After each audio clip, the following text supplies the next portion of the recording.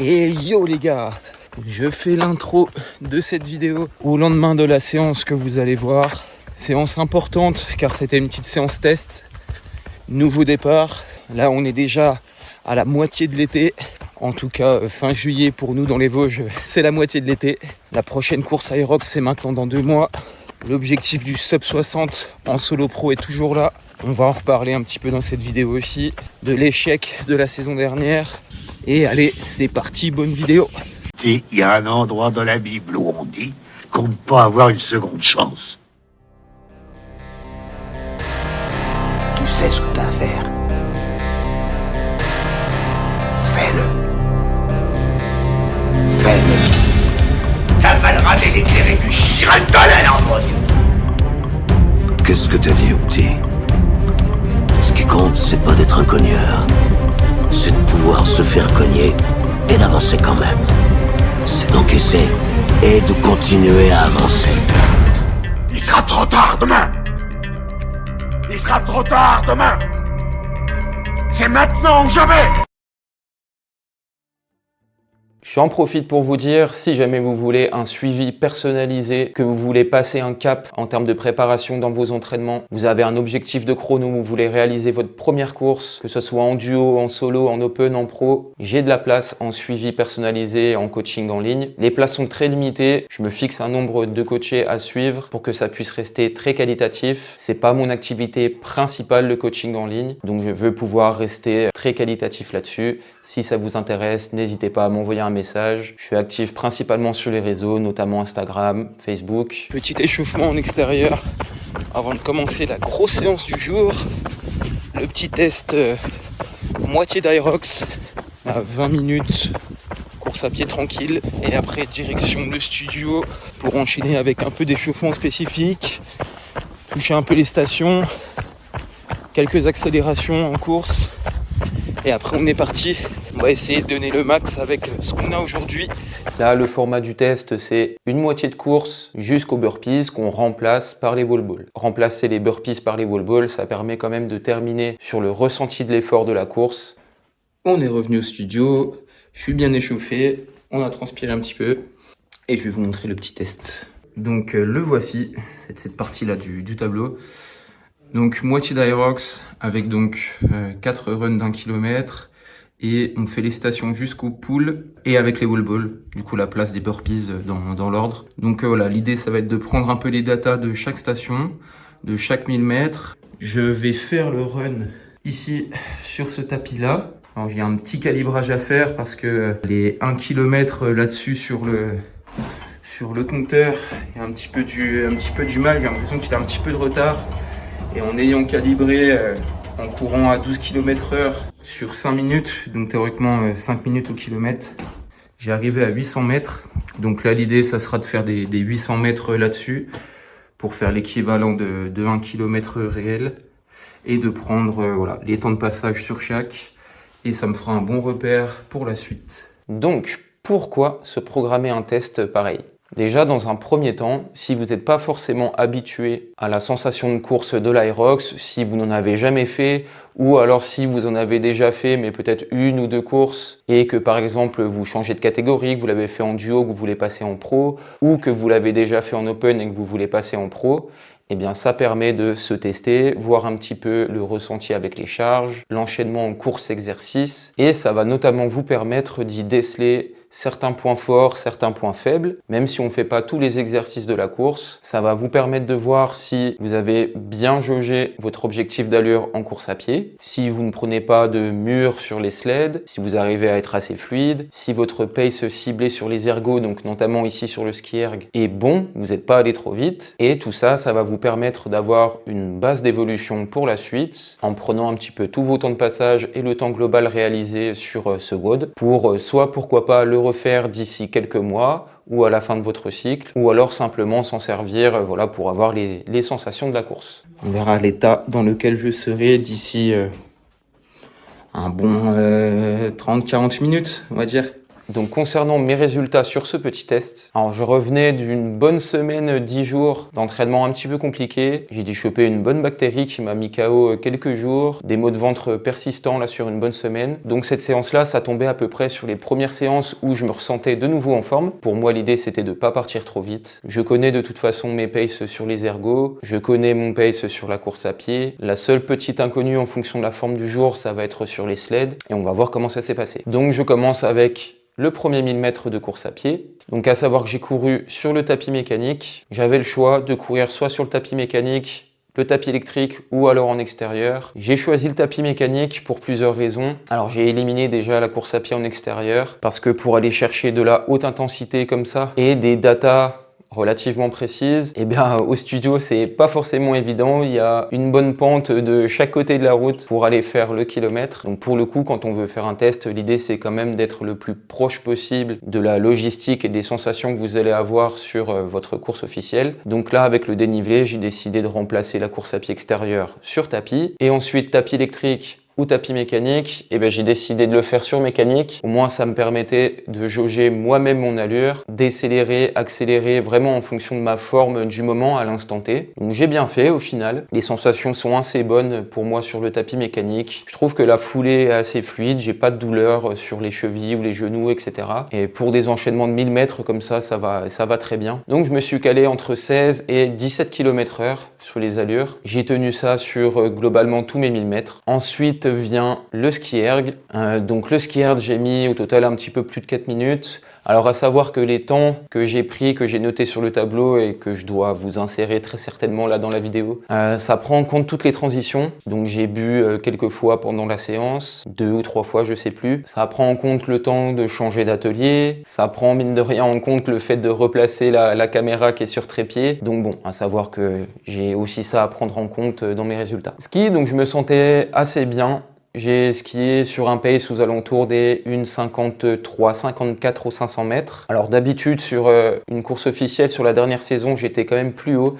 J'étais plus autour des 56, 57. Mais bon, là, vu que c'était un format plus court, on pouvait accélérer un petit peu. J'ai pas pris de mur, tout va bien. J'ai pu redérouler après sur le deuxième run, toujours à mon allure cible, entre 16 et 17 km/h. Donc dans l'idée, ça fait du entre 3,45 et 3,30 au kilomètre. Ensuite, arrivé sur le sled push. Alors le sled push ici, c'est un petit peu une histoire compliquée. Déjà, en fonction de la moquette, du revêtement que je change de temps en temps, on va dire une fois par trimestre, et bien l'accroche change beaucoup. Là, ici, en l'occurrence, c'est de la moquette à la coupe que j'achète en magasin de bricolage, pour vous dire. Parce que les pistes synthétiques toutes faites pour les sleds, c'est très bien, mais 500 ou 1000 € à mettre là-dedans, je trouve pas ça très pertinent. Mais bref, en tout cas, la moquette s'use un peu plus. Là, plus elle va être utilisée, plus ça va accrocher. Et à savoir aussi que sur le revêtement que j'ai, c'est du tatami, donc de 4 cm d'épaisseur. Et plus je charge le sled, plus ça s'enfonce. Donc il y a vraiment un ressenti de difficulté. Le sled a tendance à beaucoup plus piquer en avant. Donc forcément, la sensation de difficulté est un peu plus élevée. Voilà, c'est bon. Je me suis justifié de mon temps de merde sur mes 50 mètres de sled push à 200 kg. J'ai réussi malgré tout à être assez fluide entre chaque changement de direction. Donc moi, c'est des allées de 5 mètres. Juste le temps de changer les poteaux, remuer une fois les deux jambes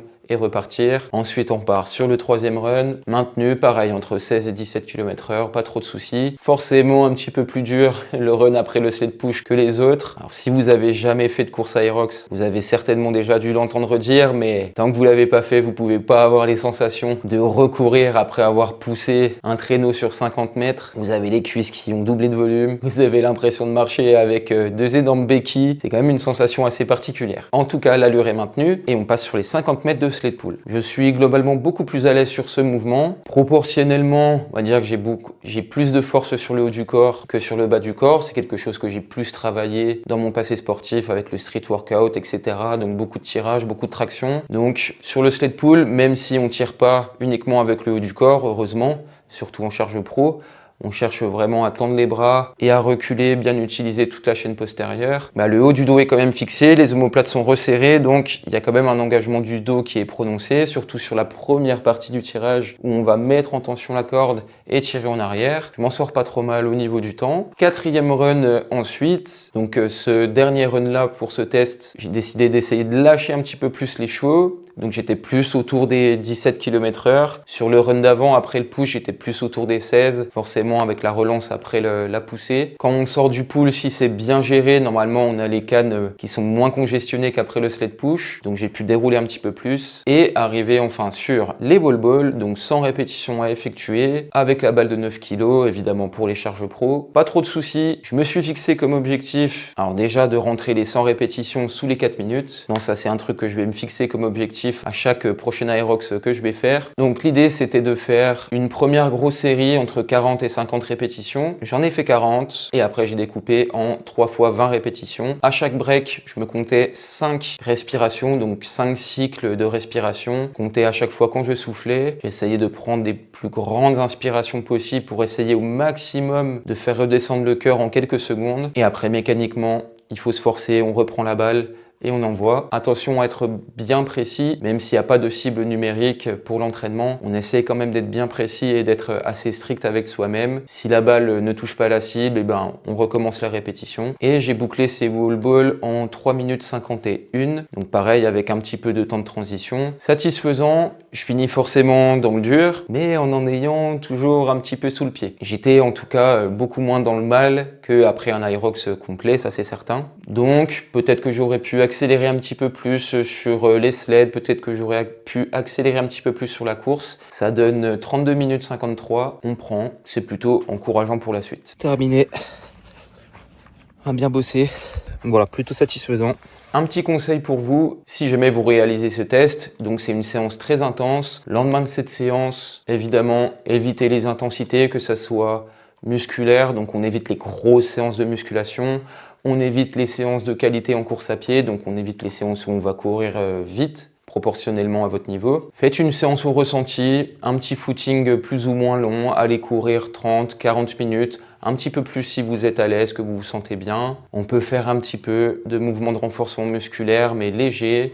On va pas sur un RPE très élevé, l'idée c'est de laisser le corps récupérer quand même d'une séance comme ça, afin de pouvoir repartir bien frais pour la suite. Bon, la séance que j'ai faite le lendemain, du coup, c'était 1h10 de course à pied. Là, donc, c'est le lendemain de la grosse séance d'entraînement d'hier.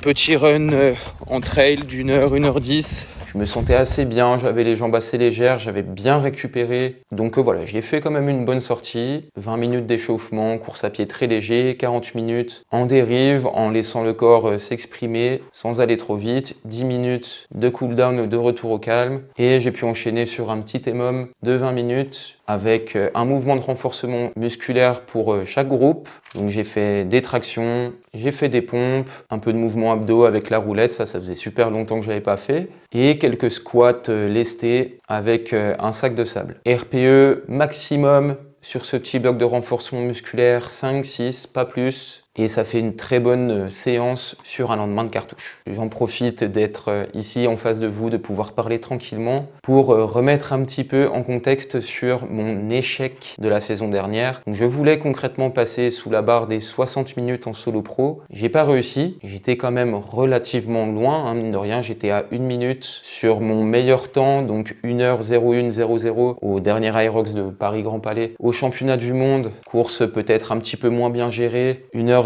et 53 secondes, donc là quasiment à 2 minutes de l'objectif. Avec du recul, j'ai pu me poser un petit peu, me suis posé un petit peu, j'ai analysé tout ça à froid et globalement j'ai pu comprendre ce qui pêchait. Et c'est pour ça que je fais aussi une petite aparté. Quand vous vous fixez un objectif, que vous faites échec sur ces objectifs, on peut déceler globalement 3 raisons. Le premier, ça serait un manque de moyens, que ça soit de moyens matériels, de moyens logistiques. Donc est-ce que j'ai tout le matériel nécessaire pour pouvoir m'entraîner? Est-ce que j'ai accès à une salle de sport? Est-ce que j'ai une voiture pour pouvoir y aller? Est-ce que c'est loin de chez moi? Etc. etc. Est-ce que j'ai assez de temps également dans mon emploi du temps pour pouvoir caser les séances? Est-ce que je me suis donné assez les moyens? Donc, est-ce que j'ai fourni assez de temps pour aller chercher cet objectif? Tout ça, c'est des questions qu'il faut se poser. Pour ma part, j'y ai répondu et la réponse est oui, j'y ai mis les moyens.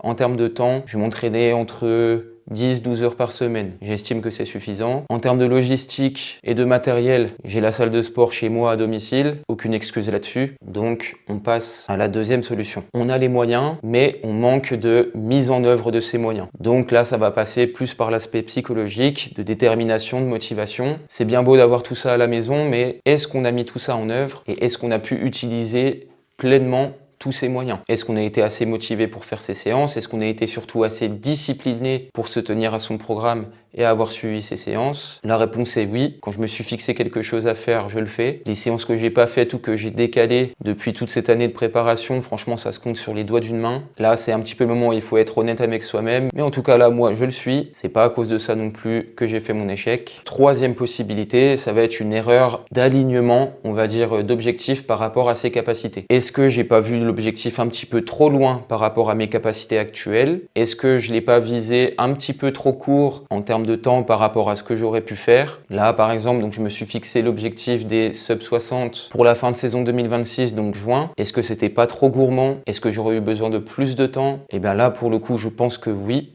Je pense que ma grosse erreur, ça a été de sous-estimer un petit peu le temps nécessaire pour développer mes capacités d'endurance spécifiques à ce sport. Et c'est ce qui fait en fait que j'ai pas eu le temps d'assimiler assez les entraînements. Je me suis pas donné assez de temps pour aller chercher cette barrière par rapport à mes capacités actuelles à l'instant T d'il y a quelques mois. Donc moi je pense que mon erreur était fixée là-dessus. C'est simplement une question de temporalité. Donc maintenant mon objectif, il est toujours le même. Barre des sub 60, peut-être en 2026, peut-être en 2027. En tout cas, je signe maintenant aujourd'hui pour dire que sur cette saison, je l'aurai. J'ai hâte de vous faire le débrief de la prochaine course avec un chrono de 59 minutes. On en reparlera très bientôt. On se retrouve très bientôt les gars. Merci beaucoup de m'avoir écouté. Aimez, commentez la vidéo. C'est super important pour m'aider à développer la chaîne. Et à très bientôt les gars. À la prochaine.